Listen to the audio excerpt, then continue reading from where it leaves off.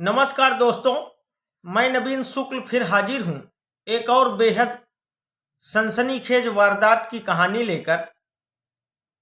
मित्रों, अभी इंदौर के राजा रघुवंशी हत्याकांड की आग ठंडी भी नहीं पड़ी थी। लोगों के जहन से वो हत्याकांड अभी निकला भी नहीं था कि ऐसा ही एक मामला तेलंगाना से सामने आया है, जहां तेजेश्वर नाम के एक शख्स की हत्या के इल्जाम में पुलिस ने उसकी पत्नी और सास को ही गिरफ्तार किया है। कहते हैं कि तेजेश्वर की पत्नी ऐश्वर्या ने ही अपने आशिक के साथ मिलकर तेजेश्वर को मौत के घाट उतार दिया।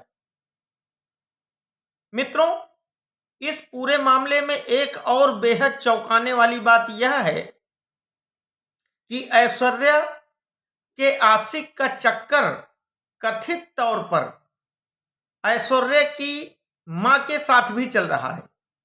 पूरी कहानी मित्रों आपको बताऊं तो कुरनूल गढ़वाल का रहने वाला तेजेश्वर, जो सरकारी नौकरी करता है राजस्व विभाग में, वो जमीन की पैमाइश करने वाले, नापने वाले लोग होते हैं ना, लेखपाल वगैरह, उसी पद पर तेजेश्वर राजस्व विभाग में कार्यरत है। और वहीं कुरनूल की ही रहने वाली 23 साल की ऐश्वर्या की शादी तय हो जाती। पंडित जी आते हैं, दोनों घरों में खूब हर्षोल्लास था और 18 मई का शुभ मुहूर्त निकालते हैं और दोनों घरों में शादी की तैयारियां जोर शोर से शुरू हो जाती। लेकिन मित्रों, तभी 13 मई को एक अजीब घटना होती है और ऐश्वर्या अपने घर से फरार हो जाती है। अब घर वाले परेशान हो जाते हैं। शादी का माहौल था, घर में रिश्तेदार वगैरह आना शुरू हो गए थे और इधर दुल्हन फरार। धीरे धीरे यह पूरी खबर गांव में भी फैली और फिर आप जानते हैं कि गांव में इस तरीके की खबरों में किस तरीके की चर्चाएं शुरू हो जाती हैं। तरह तरह की बातें शुरू हो गई। ऐश्वर्या का किसी दूसरे के साथ चक्कर था, इस वजह से वो भाग गई, ये हो गया वो हो गया, तमाम बातें शुरू हो गई। खैर, ससुराल तक भी ये सूचना पहुंची। वो लोग भी बहुत परेशान हो गए क्योंकि सबको कार्ड बंट चुके थे। 4-5 दिन शादी के बचे थे तो सबको बड़ी परेशानी थी कि क्या किया जाए। आखिर कोई डिसीजन नहीं ले पा रहे थे कि इस शादी को पोस्टपोन कर दिया जाए या शादी किया जाए या ऐश्वर्या को ढूंढा जाए। तमाम ऊहापोह चल रहा था। तभी अचानक 16 तारीख को ऐश्वर्या अपने घर वापस आ जाती है। अब घर वापस आते ही घर वालों ने थोड़ा चैन की सांस ली और पूछताछ शुरू हुई तो ऐश्वर्या ने अपने रिश्तेदारों और गांव वालों को बताया कि लड़के वाले दहेज बहुत मांग रहे थे। इसकी वजह से मेरे माँ बाप बहुत परेशान थे और वो परेशानी मुझसे देखी नहीं जा रही थी। तो मैं डिसाइड नहीं कर पा रही थी कि मैं शादी करूं या ना करूं, इसीलिए मैं घर से भाग गई थी। लेकिन फिर मेरी उस लड़के से बात हुई, तेजेश्वर से, जिसके साथ मेरी शादी होनी है, तो फिर सब कुछ सामान्य हो गया और मैं वापस घर चली आई और अब मैं तेजेश्वर के साथ ही शादी करूंगी। इधर मित्रों, ससुराल वालों को भी खबर लगी कि ऐश्वर्या वापस आ गई है तो वो लोग भी वापस आए और ऐश्वर्या से तेजेश्वर ने बात की और बहुत साफ शब्दों में ऐश्वर्या से पूछा कि अगर अभी कोई परेशानी हो, कोई दिक्कत हो तो तुम मुझे साफ साफ बता दो। अभी भी कुछ बिगड़ा नहीं है, ये सारी चीजें सामान्य हो जाएंगी। अगर तुम्हारी शादी करने की इच्छा नहीं है तो मैं तुमसे शादी नहीं करूंगा। लेकिन ऐश्वर्या ने तेजेश्वर से माफी मांगी और कहा कि मुझसे गलती हो गई थी, लेकिन अब मैं तुमसे ही शादी करूंगी। अब मित्रों, मरता क्या न करता, परिवार की इज्जत दांव पर लगी थी। कार्ड बच चुके थे, सारे रिश्तेदार इकट्ठे थे तो दोनों परिवारों में फिर सहमति बनी और 18 मई को धूमधाम के साथ दोनों की शादी हो गई। ऐश्वर्या विदा होकर तेजेश्वर के घर चली आई। 2-3 दिन तक ससुराल में रही, इसके बाद मायके चली गई, फिर ससुराल आ गई। लेकिन इस बीच तेजेश्वर को ऐश्वर्या का व्यवहार बेहद अजीब लग रहा था। वो तेजेश्वर से अक्सर दूर दूर रहती थी, कोई मतलब नहीं रखती थी और हमेशा फोन से लगी रहती थी, घंटों किसी न किसी से फोन पर बात करती रहती थी। तेजेश्वर इन हरकतों से काफी परेशान था। आखिर उसने अपने घर वालों को भी ये बात बताई, लेकिन घर वालों ने समझा दिया कि नया नया हिसाब किताब है, मामला है, नई जगह है, थोड़ा सा धैर्य रखो, कुछ दिन में सब ठीक हो जाएगा। मित्रों, समय बीतता रहा, लेकिन ऐश्वर्या के व्यवहार में कोई बदलाव नहीं आया और वह कभी तेजेश्वर के करीब नहीं आई। धीरे धीरे लगभग 1 महीने होने को हो गया मित्रों। तभी 17 जून को तेजेश्वर के मोबाइल में एक फोन आता है और फोन करने वाला तेजेश्वर से कहता है कि मुझे अपने जमीन की नाप करवानी है। तो चूंकि तेजेश्वर का यही काम था मित्रों, तो तेजेश्वर तैयार हो जाता है। इसके बाद एक गाड़ी में कुछ लोग तेजेश्वर के घर आते हैं और तेजेश्वर उनके साथ गाड़ी में बैठकर एक जमीन की नाप करने के लिए चला जाता है। तेजेश्वर उन लोगों के साथ चला तो जाता है मित्रों, लेकिन वापस नहीं आता है। पूरी रात बीत गई। अच्छा, पहले कभी तेजेश्वर ने ऐसा कुछ किया नहीं था। वो हरदम समय से जाता था और समय से वापस आ जाता था और आज उसका फोन भी बंद आ रहा था। घर वाले काफी परेशान हो गए, सब जगह तलाशा, पता किया, लेकिन जब कोई अता पता नहीं चला तो आखिर थक हार कर 18 जून को तेजेश्वर के घर वालों ने थाने में गुमशुदगी की रिपोर्ट दर्ज करवा दी। मित्रों, जैसे ही ये गुमशुदगी की रिपोर्ट दर्ज हुई, पुलिस तफ्तीश में जुट गई। उधर 17 जून की रात को ही कुरनूल से लगभग 40 किलोमीटर दूर एक सुनसान जगह पर एक नाले में कुछ लोगों को एक लाश दिखी। आनन फानन में पुलिस को इत्तला की गई और वहां की लोकल पुलिस ने उस लाश को कब्जे में लेकर मर्चरी पहुंचा दिया। क्योंकि लाश को देखकर यह साफ पता चल रहा था कि यह मर्डर केस है, क्योंकि उस लाश के ऊपर किसी धारदार हथियार से कई बार वार किए गए थे, पेट में और उसकी गर्दन को रेता गया था।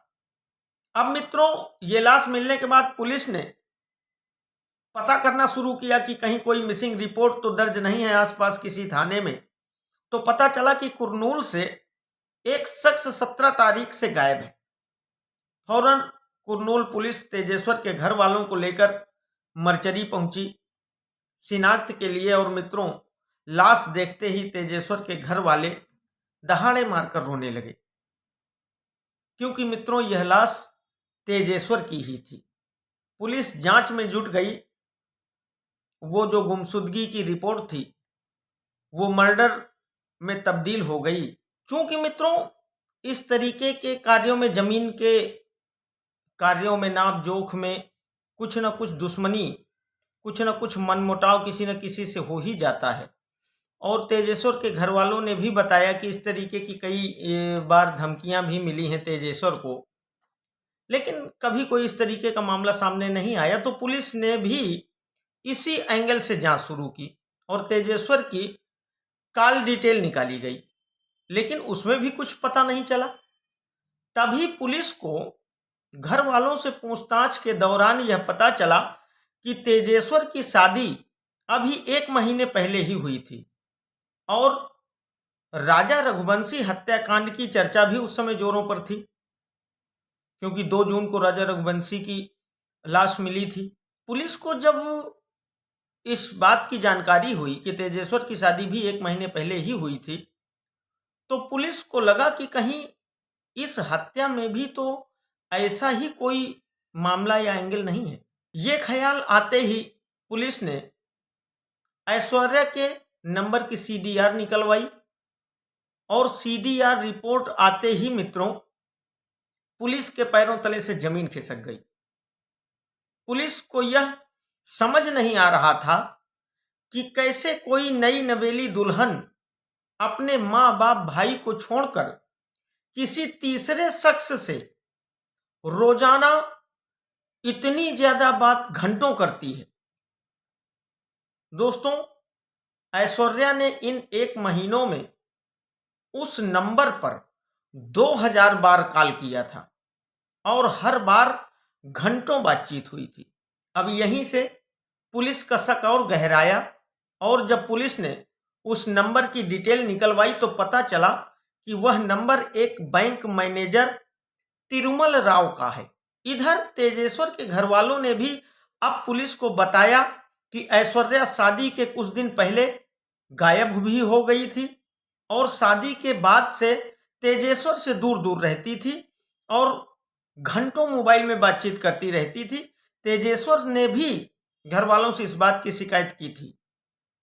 अब पुलिस ने पूछताछ के लिए ऐश्वर्या को थाने बुलाया और पूछताछ खत्म होते ही मित्रों पुलिस की एक टीम ने आनन फानन में ऐश्वर्या के घर जाकर ऐश्वर्या की मां सुजाता को गिरफ्तार कर लिया। अब ऐश्वर्या की मां से पूछताछ शुरू हुई। पूछताछ पूरी होने के बाद पुलिस ने सबको बताया कि तेजेश्वर की हत्या के मामले में उन्होंने तेजेश्वर की नई नवेली दुल्हन ऐश्वर्या और उसकी मां सुजाता को गिरफ्तार कर लिया है। अब मित्रों ये बात सुनकर सारे लोग दंग रह गए। किसी की समझ में ही नहीं आ रहा था कि चलो ठीक है, तेजेश्वर की हत्या में उसकी पत्नी ऐश्वर्या का हाथ हो सकता है, लेकिन उसकी सास का कैसे क्या मामला हो सकता है। तो दोस्तों, ऐश्वर्या और उसकी मां सुजाता से पूछताछ में जो कहानी सामने आई वो कुछ यूं थी। जो बैंक मैनेजर तिरुमल राव है, ऐश्वर्या की मां सुजाता भी उसी के बैंक में चपरासी की नौकरी करती थी और बहुत लंबे अरसे से तिरुमल राव और ऐश्वर्या की मां सुजाता के बीच अवैध संबंध चल रहा था। धीरे धीरे ऐश्वर्या से भी तिरुमल राव का संपर्क हुआ और मित्रों ऐश्वर्या और तिरुमल राव में भी आपस में प्रेम संबंध हो गए। यानी तिरुमल राव एक साथ मां और बेटी दोनों के साथ लगातार अवैध संबंध चला रहा था। यह सिलसिला चलता रहा और धीरे धीरे मित्रों मां बेटी दोनों को भी एक दूसरे के बारे में पता चल गया, लेकिन दोनों ने समझौता किया। शांत रहते हुए इन दोनों ने अपने अपने अवैध संबंधों को तिरुमल राव के साथ जारी रखा। अब धीरे धीरे घर परिवार रिश्तेदारों का दबाव पड़ने लगा। चूंकि ऐश्वर्या की उम्र हो चुकी थी तो सब लोग ऐश्वर्या की शादी के लिए दबाव डालने लगे, लेकिन ऐश्वर्या तिरुमल राव से ही शादी करना चाहती थी। उधर ऐश्वर्या की मां भी चाहती थी कि ऐश्वर्या की शादी कहीं और हो जाए, वरना फिर तिरुमल दामाद हो जाएगा और बहुत सारी समस्याएं खड़ी हो जाएंगी। खैर मित्रों, तिरुमल और ऐश्वर्या की मां ने ऐश्वर्या को समझाया कि तुम शादी कर लो, बाकी सब ऐसे ही चलता रहेगा।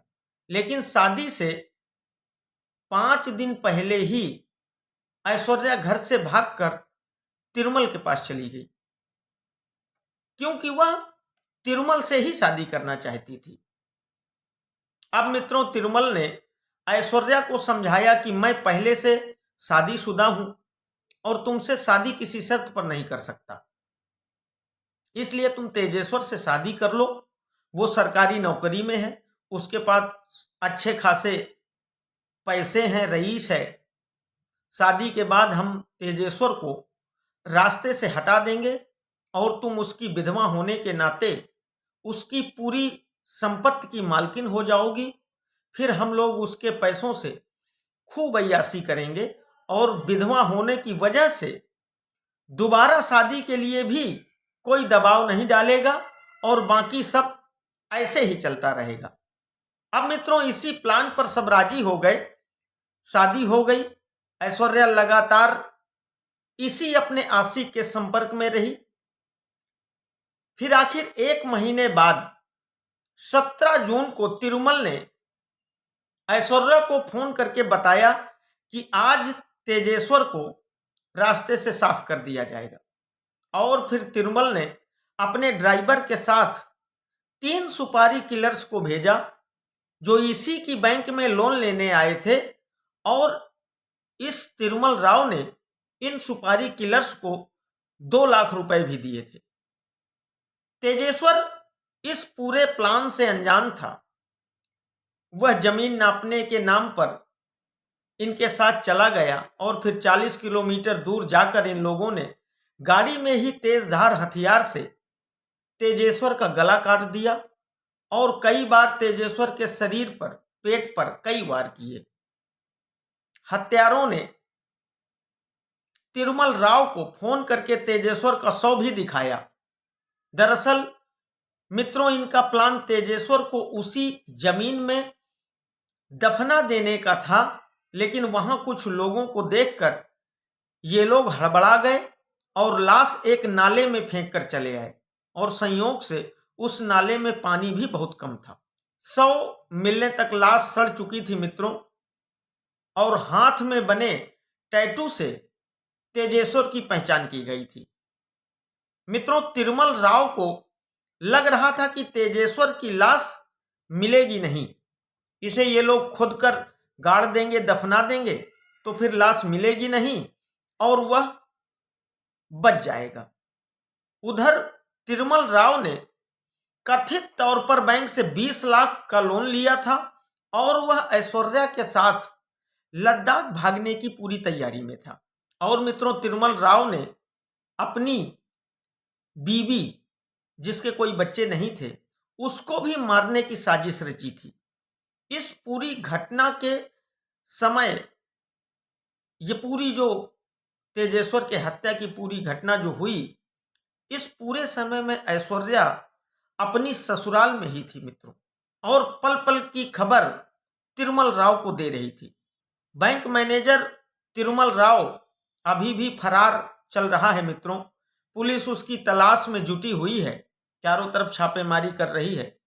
उम्मीद है दोस्तों कि निर्दोष तेजेश्वर की हत्यारों को जल्द से जल्द कड़ी से कड़ी सजा मिलेगी, क्योंकि उस समय राजा रघुवंशी हत्याकांड की चर्चा जोरों पर थी, तो इस मामले में भी पुलिस और लोगों को शक हुआ और यह जघन्य अपराध खुलकर सबके सामने आ गया। वरना ऐश्वर्या की मां सुजाता, ऐश्वर्या और तिरुमल राव तेजेश्वर की ही संपत्ति हड़प कर अय्याशियां करते रहते और किसी को कुछ जानकारी नहीं होती मित्रों। तो ये थी दोस्तों कुरनूल आंध्र प्रदेश की सच्ची घटना, जहां मां बेटी ने अपने आशिक के साथ मिलकर एक निर्दोष तेजेश्वर की निर्मम हत्या कर दी। मित्रों समाज को क्या होता जा रहा है आप देखिए। राजा रघुवंशी की शादी 11 मई को हुई और उसकी लाश 2 जून को मिली। इस तेजेश्वर की शादी 18 मई को हुई और 17 मई को इसकी लाश मिल गई। आखिर किस संबंध पर, किसके ऊपर लोग विश्वास करेंगे? ये स्थिति समाज में बहुत भयावह होती जा रही है। हम सबको इसके बारे में सोचना पड़ेगा। मित्रों ये कहानी अगर आपको पसंद आई हो तो मेरे चैनल को शेयर और सब्सक्राइब जरूर करिएगा। बहुत बहुत धन्यवाद।